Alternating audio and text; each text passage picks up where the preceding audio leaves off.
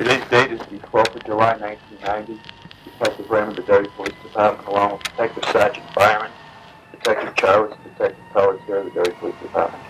We're going to conduct an audio surveillance of one Pamela Smart using a confidential informant. The recording will be done by Detective Charles. It will be done in the town of Hampshire, New Hampshire. 12:59 hours, Cecilia's entering the building. Okay, what's going on over there, ma'am? There's somebody screaming for help outside. Okay, do you know whereabouts this vehicle? 4D Misty Morning Drive. Told you the story about what He told me how they did it. how they did it. What? Killed Greg Smart. New Hampshire, 1990. Greg Smart had just been murdered in the condo he shared with his wife, Pamela Smart. And just down the road, I was a 15-year-old kid enthralled with the trial, struggling to find my place in the world as a woman, and absolutely believed what my family and neighbors were telling me. 22-year-old Pamela Smart used her 16-year-old lover to murder her husband. Now, 30-some-odd years later, I'm questioning what I was sold by the local press, the national media, and my family. The ultimate mission: sell the most papers of anybody in the world. Pam, did you have anything to do with your husband's murder?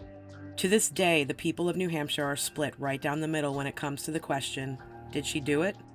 Did she conspire with her teenage lover to kill her husband? Or is she a victim of an unfair justice system that railroaded her? We ended up divorced, but I still cared about him, and if somebody murdered him, I would be devastated. She is a demon. She should never be allowed out because she's just going to do the same thing. It's just the case is so bizarre that I just can't believe the whole thing, so I thought it would be interesting to come and see exactly what is transpiring. There is no in-between for anyone in the state of New Hampshire. It's completely black and white. I want to find the gray areas. In this season of The In-Between, I'm going to be speaking with New Hampshire locals on both sides. Witnesses, law enforcement, my own family, the legal community, Pamela's family and friends, organizations who help to reduce sentences and release the wrongly convicted, and Pamela herself. I'll also share with you, dear listeners, the hunt I'm on for new information about the case, evidence that may be hidden in the police files that's never come to light, and possibly a new legal strategy that might lead to a new trial. This is a closed case, but one that's very much ongoing in my book. On this season of The In-Between. He seems manipulative, so I've been, keeping my distance, but I did talk him into giving whatever information he has to the lawyers. He was like, if somebody doesn't take my information, I'm leaving and no one's ever going to hear from me ever again, and then Pam's going to be in prison forever.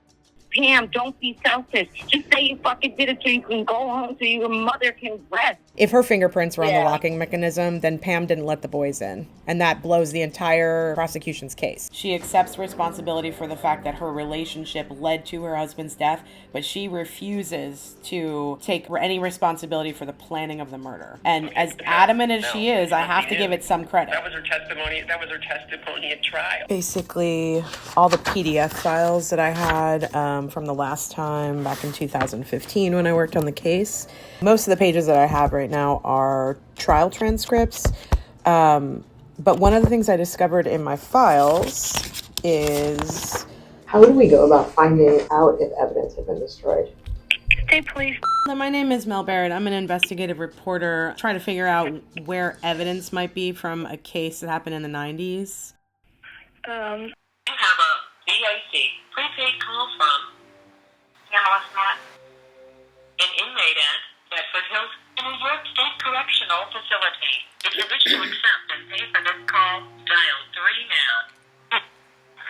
Hello? Hey, Pam.